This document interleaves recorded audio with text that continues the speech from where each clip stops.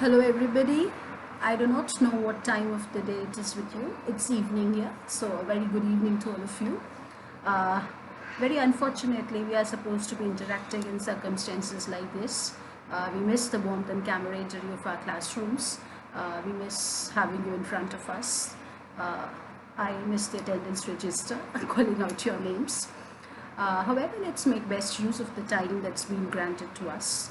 Uh, Let us all go ahead with whatever we left behind in the past few weeks. So we would be doing the paper on British drama together. We'll be doing Othello. We'll be doing Oliver Goldsmith's She Stoops to Conquer. And there will be time for us, hopefully, to do the texts as we have always done, to go through them textually. Line by line, page by page, and then to have analysis and discussions about that. Let us go back to whatever we have done and do a primary introduction to drama. So drama, as we all know it, is a form of literature that varies considerably from both poetry and prose. Drama is what you would call three-dimensional literature. Drama is something, it's a text that walks and talks. So however much we may read a play, drama is not complete without spectacular factors. Drama comes associated intrinsically with spectacle, and reading a play does not in any way grant us the experience of theatrically watching it. So drama has to do with watching. Drama has to do with seeing people on stage enact, talk it out, and present everything before you through whatever they do. So drama, would require a different sense of appreciation. Drama would require different techniques of appreciation than what we have so far been employing for poetry and prose. So it is important, that we pay attention in drama to several factors. The plot of drama, the concentration of drama, the spectacular effects in drama, the delineation of character in drama, all of them would be subtly different from what they are in, say, a traditional novel. We'll come to all these things hopefully in the days to come. Today, however, I think we should concentrate on, a brief history of drama till your early 18th century or the mid 18th century, actually, where we encounter Oliver Goldsmith. So we realize that drama has its origin in religion. It originated within the religious fold, and the early drama that we know about, the early plays that we know about are the miracle plays, the morality plays, the mystery plays. So drama had its origin in the church. We know that the Bible was written in Hebrew. We know that the clergy, spoke in the masses, in the Sunday masses, in Latin. And this language barrier greatly distanced people from religion. So it was one important reason why it was discovered that the attendance in the church, somewhere in the 12th century, it was discovered that the attendance in the church was falling low. Because of this, people were losing their interest in religion. People were losing their interest in the practices and the rituals of the church. And it was in order to invigorate church attendance, it was in order to bring people back to the fold of religion, that the idea of drama shaped up. So the early drama was performed by the church clergymen themselves. So the clergymen would take up a scene from the Bible and they would enact it for the benefit of the audience, and somehow through that dramatic enactment the message would become clearer than it would have been through a sermon delivered. So that was how drama originated, and this drama is usually known as the mystery play. Now mystery not in the sense of an Alfred Hitchcock thriller, but mystery here comes from the Latin word minister. Minister would be a church figure, an ecclesiastical figure, and therefore these mystery plays were so named because they were all performed by people belonging to the church, the clergymen themselves. So drama, as we see it, originated in the church, within the precincts of the church. The characters, as I said, were all clergymen, and the themes of these plays were all drawn from the various episodes and events of the Bible. So this was entirely a religious drama. Gradually, as you go on, you realize that more and more people, come to join these Sunday masses, come to join these festivals wherein such plays were enacted by the clergymen, and the attendance swells up so much that it is difficult to accommodate so many onlookers, within the precincts of the church. So that is the stage when drama decides to go outside. So they move out from within the church to the courtyard of the church, and that is the next phase in the development of drama, where the same things, the same plots from the Bible enacted by the same clergymen, but not now within the church precincts. They are performed now in the courtyard of the church, where it is capable to accommodate more viewers, more onlookers. This continues. So the mystery plays were those plays which focused on events from the Bible, and then you had the miracle plays which focused on the lives of some or the other patron or saint from the Bible. So the miracle and the mystery plays together were performed in this way, first, as I said, within the church, and then outside the precincts of the church. However, somewhere in the 13th century you realize that people in the church begin to maintain a certain level of dissociation from these plays, because somehow it was believed that the ideology of these plays was different from the religious ideology which was intended to be propagated. So in 1311 AD, I suppose, the church decided to dissociate itself from the practice of participating in the performance of such plays. But that did not in any way put a full stop to the plays. The performance of these plays was then taken up by the various guilds of craftsmen in the city. So the same plays, the miracle and the morality plays, which were earlier performed in the courtyards of the church, they shift from outside the church precincts altogether, and they come, into the secular public space. So for the first time, you see in the 13th century that various guilds of workers, so you had guilds of weavers and guilds of tailors and guilds of craftsmen, taking up one particular, episode from the Bible and building, their own plays out of that. And these plays, therefore, although they had a distinct religious character, as far as they are thematically concerned, however, with the entry of the common people as characters into the play, they gradually begin to lose their religious distinctiveness. So this is how gradually, drama moves from the religious domain into the secular domain. You realize around the 15th century, there are some critics who will tell us that around the 15th century, all these native traditions of English drama came to a halt. However, this is not exactly the case. The tradition of the miracle plays and the morality plays miracle and the mystery plays and the morality plays later continued almost well into the 17th century. So you had the miracle plays, which were based on episodes from the lives of saints. You had mystery plays, which would talk about events from the Bible. And then you had the morality plays, which came to develop as a result of the secular color that drama gradually got. So these morality plays were allegorical plays where various characters would be disguised as virtues and vices, and they would, try to offer some moral message to the audience. You realize that the Renaissance comes to England in the 16th century. It's quite late arriving to England, passing through Italy and Europe, much of France. It comes into England in the late 16th century, and the late 16th century becomes a very important, a very fertile period of creativity in English literature. So apart from the rich trend and tradition of sonnet writing that you see during the 16th century, you have an equally fertile soil for dramatic presentation. Early in the 16th century, you realize, as a result and impact of the Renaissance, there are grammar schools which are flourishing all over the country. So these grammar schools are schools where Latin and Greek are taught to young children, boys mainly. Even girls from upper class households were given a similar education at home.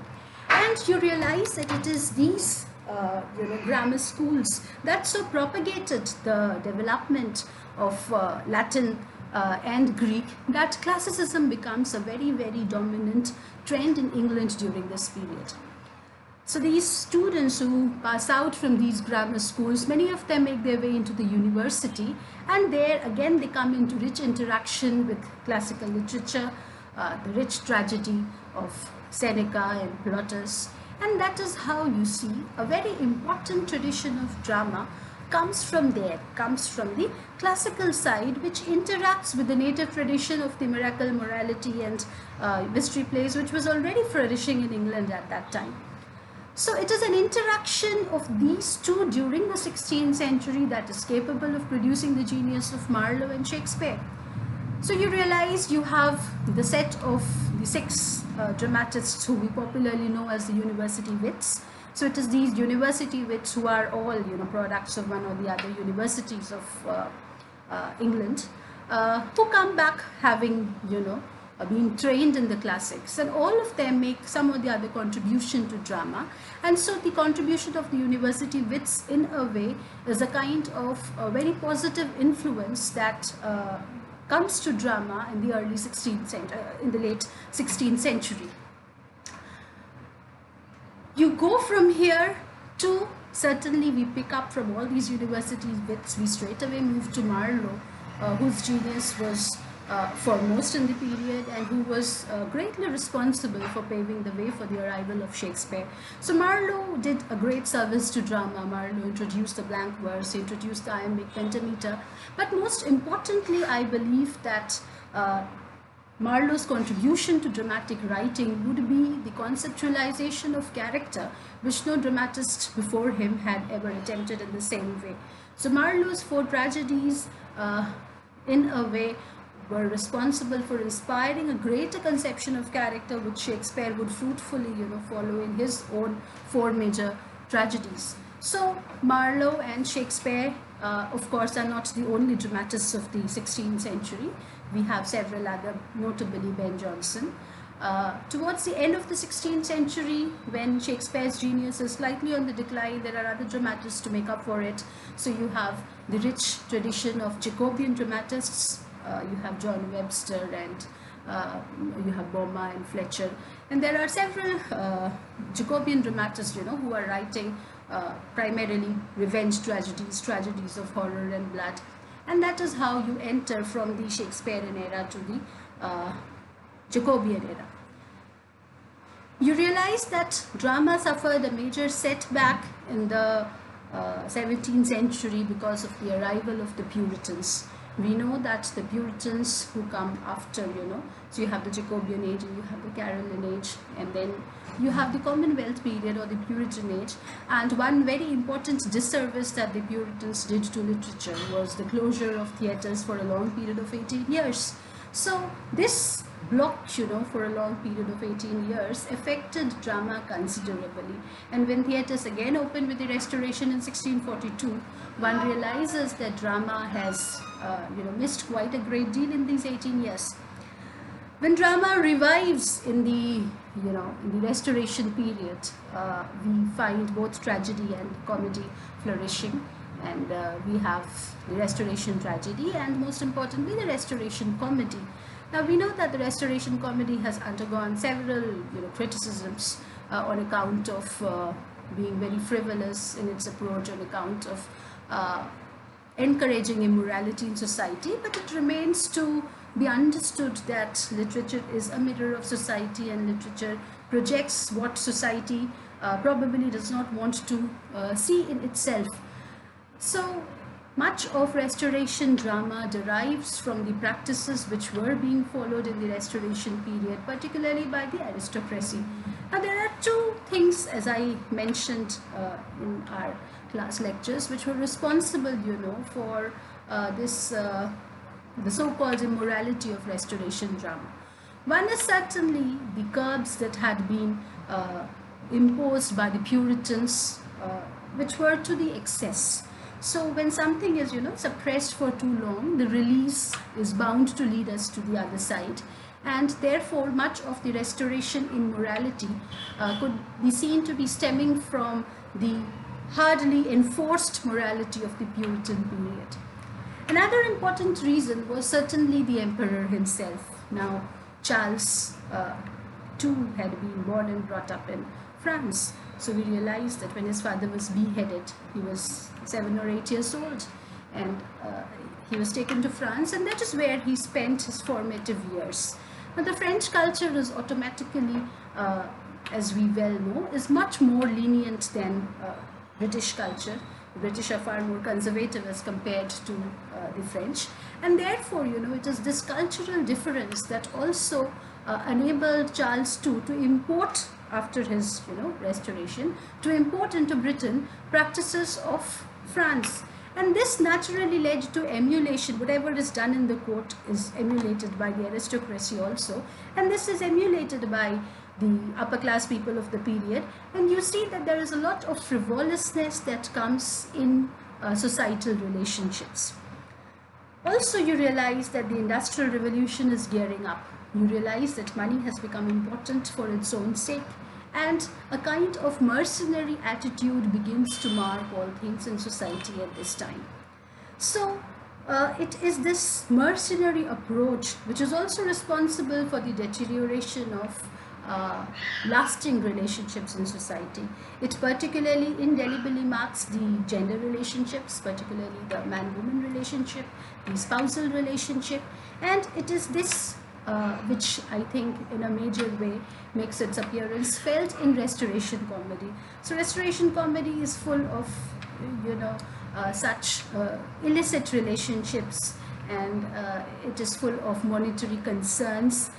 It is full of obsession with dowries and with social status, and these are things which do not come into the comedy without first appearing in society.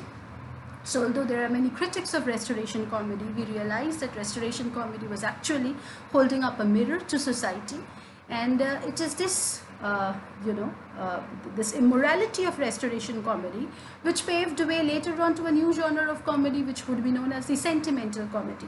Fed up with the excesses of immorality in the Restoration comedy, people began to long for piety and morality to be exhibited on the stage, and that led to the birth of the sentimental comedy. So it's kind of it's a kind of juxtaposition of two opposites. It is sentimental and yet it is a comedy. So it's a comedy in the generical sense of the term. It is a comedy in the structural sense of the term, that it does not end with a death or a misfortune. It has a happy ending. However, it is sentimental, which implies that the tone of the comedy would be serious throughout. So there's a lot of presentation of crying and melancholy and sorrow and forgiveness on the stage, and it is only, as I said, in its happy ending that it remains a comedy. Otherwise, it's very taxing for the audience, to cope up with the sentimentalism which was put up on the stage. It is against, it is as a reaction to this sentimental comedy that Oliver Goldsmith comes up with his idea of an anti-sentimental comedy. So the anti-sentimental comedy is supposed to be turning the tables. It's supposed to be bringing back good humor to the stage, and Oliver Goldsmith happens to do just that.